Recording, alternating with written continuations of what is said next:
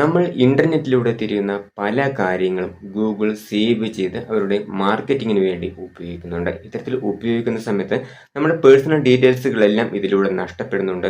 നമ്മൾ ഫോണിലൂടെ എന്താണ് ഏറ്റവും കൂടുതലായിട്ട് തിരയുന്നത്, ഏത് ആപ്ലിക്കേഷനുകളാണ് നമ്മൾ ഏറ്റവും കൂടുതൽ എടുക്കുന്നത് എന്ന് വേണ്ട സകല കാര്യങ്ങളും സേവ് ചെയ്ത് അവർ ഉപയോഗിക്കുന്നുണ്ട്. അപ്പോൾ എങ്ങനെയാണ് നമ്മുടെ പേഴ്സണൽ ഡീറ്റെയിൽസുകൾ നമുക്ക് സംരക്ഷിക്കാനായിട്ട് സാധിക്കും, ഇതിനായിട്ട് നമ്മൾ എന്തൊക്കെ കാര്യങ്ങളാണ് ഓഫ് ചെയ്യേണ്ടത് എന്നൊക്കെ നമുക്കിന്ന് ഈ വീഡിയോയിലൂടെ നോക്കാം. വീഡിയോയിലേക്ക് പോകുന്നതിന് മുമ്പേ നമ്മുടെ ചാനലിൽ ആദ്യമായിട്ടാണ് നിങ്ങൾ വീഡിയോ കാണുന്നെങ്കിൽ വീഡിയോ ഒന്ന് ലൈക്ക് ചെയ്യുക, ചാനൽ ഒന്ന് സബ്സ്ക്രൈബ് ചെയ്യുക. ഈ സെറ്റിംഗ്സ് ചെയ്യാനായിട്ട് നമ്മുടെ ഫോണിലുള്ള സെറ്റിംഗ്സ് ഓപ്പൺ ചെയ്യുക. ഓപ്പൺ ചെയ്തതിന് ശേഷം മുകളിൽ കാണുന്ന സെർച്ച് ബാറിൽ ആക്ടിവിറ്റി എന്ന് സെർച്ച് ചെയ്യുക. ആക്ടിവിറ്റി. ഓക്കെ, ഇത്തരത്തിൽ സെർച്ച് ചെയ്യുന്ന സമയത്ത് ഇവിടെ ഗൂഗിൾ ആക്ടിവിറ്റി എന്നൊരു ഓപ്ഷൻ മൂന്നാമതായിട്ട് വന്നിട്ടുണ്ടാകും. ഗൂഗിൾ ആക്ടിവിറ്റി, അതിലൊന്ന് ക്ലിക്ക് ചെയ്ത് കൊടുക്കുക. അപ്പോൾ നമ്മുടെ ഫോണിലുള്ള ഇമെയിൽ ഐ ഡികളൊക്കെ നമുക്ക് ഇവിടെ കാണാനായിട്ട് പറ്റും. നമ്മൾ ഏറ്റവും കൂടുതലായിട്ട് ഫോണിൽ ഉപയോഗിക്കുന്ന ഇമെയിൽ ഐ ഡി നിങ്ങളിവിടെ ഒന്ന് സെലക്ട് ചെയ്ത് കൊടുക്കുക. ഞാനിവിടെ ഒരു ഇമെയിൽ ഐ ഡി സെലക്ട് ചെയ്ത് കൊടുത്തിട്ടുണ്ട്. അപ്പോൾ ആ ഇമെയിൽ ഐ ഡിയിലായിരിക്കും നമ്മൾ ഈ സെറ്റിങ്സ് ചെയ്യാനായിട്ട് പോകുന്നത്. അപ്പോൾ ആ ഒരു ഭാഗത്തിൻ്റെ മൈ ഗൂഗിൾ ആക്ടിവിറ്റി എന്ന ആ ഒരു ഭാഗം പേജ് ഇവിടെ ഓപ്പൺ ആയിട്ടുണ്ടാകും. നമുക്ക് വേണ്ടത് ഇവിടെ ഏറ്റവും മുകളിൽ കാണുന്ന വെബ് ആപ്പ് ആക്ടിവിറ്റി എന്ന ആ ഒരു ഓപ്ഷനിൽ അതിലാണ് നമ്മൾ ക്ലിക്ക് ചെയ്യേണ്ടത്. അതൊന്ന് ആ ആരോയിലൊന്ന് ക്ലിക്ക് ചെയ്ത് കൊടുക്കുക. ക്ലിക്ക് ചെയ്യുന്ന സമയത്ത് ഇത്തരത്തിലൊരു പേജ് ആയിരിക്കും ഇവിടെ വരുന്നത്. താഴേക്ക് വരിക, ഏറ്റവും താഴേക്ക് വരിക. അപ്പോൾ ഇവിടെ മാനേജ് ആൾ വെബ് ആപ്പ് ആക്ടിവിറ്റി എന്നൊരു ഓപ്ഷൻ കാണുന്നില്ല, അതിലൊന്ന് ക്ലിക്ക് ചെയ്ത് കൊടുക്കുക. അപ്പോൾ ഇത്തരത്തിലൊരു പേജ് നമുക്കിവിടെ ഓപ്പൺ ആകും. ഒന്നുകൂടി നമുക്ക് താഴേക്ക് തന്നെ സ്ക്രോൾ ചെയ്യാം. ഇവിടെ filter by date at product എന്നൊരു ഓപ്ഷൻ കാണുന്നില്ലേ. നമ്മൾ എന്ത് കാര്യങ്ങൾ സെർച്ച് ചെയ്യുന്നു, ഏതൊരു ആപ്ലിക്കേഷൻ ഉപയോഗിക്കുന്ന, ഏത് വെബ്സൈറ്റുകൾ ഉപയോഗിക്കുന്ന എല്ലാം തന്നെ ഇവിടെ സേവ് ആയിട്ട് കിടക്കുന്നുണ്ട്. ഇത് നമ്മൾ ഗൂഗിളിൽ കൂടെ പോയി നമുക്ക് ഡിലീറ്റ് ചെയ്ത് കഴിഞ്ഞാലൊന്നും ഇത് ഡിലീറ്റ് ആവുകയില്ല. നമ്മൾ എന്തൊക്കെ കാര്യങ്ങൾ സെർച്ച് ചെയ്യുന്നത് എല്ലാം തന്നെ ഇവിടെ കൃത്യമായിട്ട് തന്നെ സേവ് ആവുകയും ചെയ്യുന്നുണ്ട്. അത് ഗൂഗിൾ അവരുടെ മാർക്കറ്റിങ്ങിന് വേണ്ടി ഉപയോഗിക്കുന്നുണ്ട്. നമ്മുടെ പേഴ്സണൽ ഡീറ്റെയിൽസുകളാണ് ഇത്തരത്തിൽ മാർക്കറ്റിങ്ങിന് വേണ്ടി ഉപയോഗിക്കുന്നത്. ഇതിലൂടെ നമ്മുടെ പല പേഴ്സണൽ ഡീറ്റെയിൽസുകൾ നഷ്ടപ്പെടുന്നുണ്ട്. അതുമാത്രമല്ല, ഇത് അയച്ചു കൊടുക്കുന്നത് മാർക്കറ്റിംഗ് ഉപയോഗിക്കുന്ന സമയത്ത് അവരുടേതായിട്ടുള്ള പരസ്യങ്ങൾ നമ്മുടെ ഫോണിലേക്ക് അയക്കുന്നുണ്ട്. അപ്പോൾ നമ്മളിതിനെ എങ്ങനെയാണ് ഡിലീറ്റ് ചെയ്ത് വിടേണ്ടതെന്ന് നോക്കാം.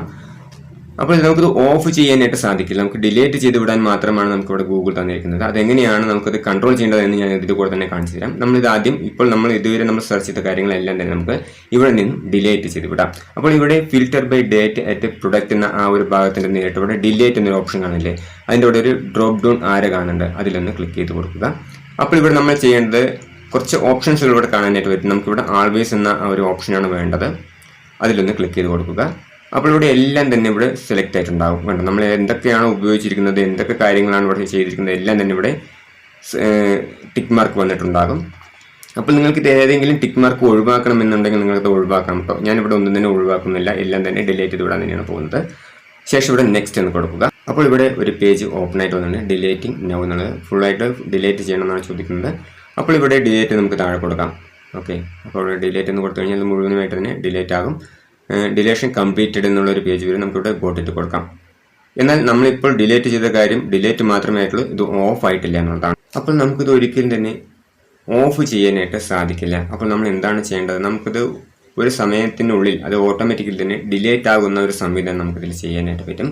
അതിനായിട്ട് നമ്മൾ അതിൽ നിന്ന് ആ ഡിലീറ്റ് ചെയ്തതിന് ശേഷം ഒന്നുകൂടി ബാക്കിലേക്ക് തന്നെ വരിക. ഇവിടെ താഴെയായിട്ട് ഓട്ടോ ഡിലീറ്റ് എന്നൊരു ഭാഗം കാണാനായിട്ട് സാധിക്കുന്നില്ലേ, ഇവിടെ ഓഫ് എന്ന് കിടക്കുന്നുണ്ട്. നമ്മളതിലൊന്ന് ക്ലിക്ക് ചെയ്ത് കൊടുക്കുക.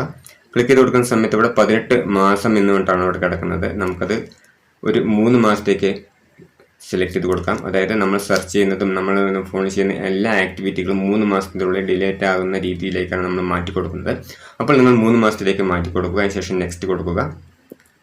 നെക്സ്റ്റ് കൊടുത്തതിന് ശേഷം കൺഫേം കൊടുക്കുക. ഓക്കെ, ഇതൊക്കെ നമ്മൾ കൊടുത്തു കഴിഞ്ഞാൽ നമ്മുടെ ഫോണിൽ നമ്മൾ ചെയ്യുന്ന എല്ലാ ആക്ടിവിറ്റികളും 3 മാസത്തിനുള്ളിൽ തന്നെ ഡിലീറ്റ് ആകുന്നതായിരിക്കും. എന്നാൽ ഈ ഒരു കാര്യം നമുക്ക് ഓഫ് ചെയ്യാനുള്ള സംവിധാനം ഗൂഗിളോ അല്ലെങ്കിൽ ഫോൺ ഓപ്പറേറ്റർമാരോ ഒന്നും തന്നെ നമുക്ക് തന്നിട്ടില്ല എന്നുള്ളതാണ്. അതുകൊണ്ട് തന്നെ നമുക്കിതിനെ ഓഫ് ചെയ്ത് വെക്കാനും സാധിക്കില്ല. അപ്പോൾ നമുക്ക് ഒരേ ഒരു വഴിയുള്ളത് നമുക്കിതിനെ ഓട്ടോമാറ്റിക്കലി ഡിലീറ്റ് ചെയ്യാനായിട്ടുള്ള ഒരു സംവിധാനം ഓൺ ചെയ്ത് വെക്കുക എന്നുള്ളതാണ്. ഇത്രയും കാര്യങ്ങളാണ് ഞാൻ നിങ്ങളുമായിട്ട് ഷെയർ ചെയ്യണമെന്ന് ഉദ്ദേശിച്ചത്. ഇതൊക്കെ നിങ്ങൾക്ക് ഉപകാരപ്രദമെങ്കിൽ ഇപ്പോൾ തന്നെ ഈ വീഡിയോ നിങ്ങളുടെ ഫ്രണ്ട്സിന് എല്ലാവർക്കും ഷെയർ ചെയ്ത് കൊടുക്കുക. വീഡിയോ ഒന്ന് ലൈക്ക് ചെയ്യാനും ചാനലിന് സബ്സ്ക്രൈബ് ചെയ്യാനും മറക്കരുത്. അടുത്തൊരു നല്ലൊരു വീഡിയോയുമായി വീണ്ടും കാണാം.